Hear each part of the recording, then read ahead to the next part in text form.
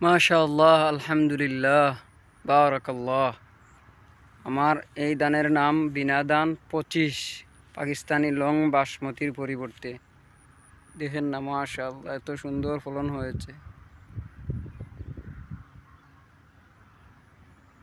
এখানে 57% আছে, অন্য এক জায়গায় 3% আছে, মোট 60% আছে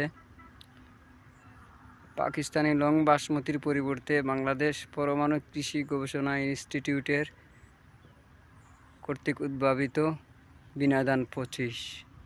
মাশাআল্লাহ, বারাকাল্লাহ।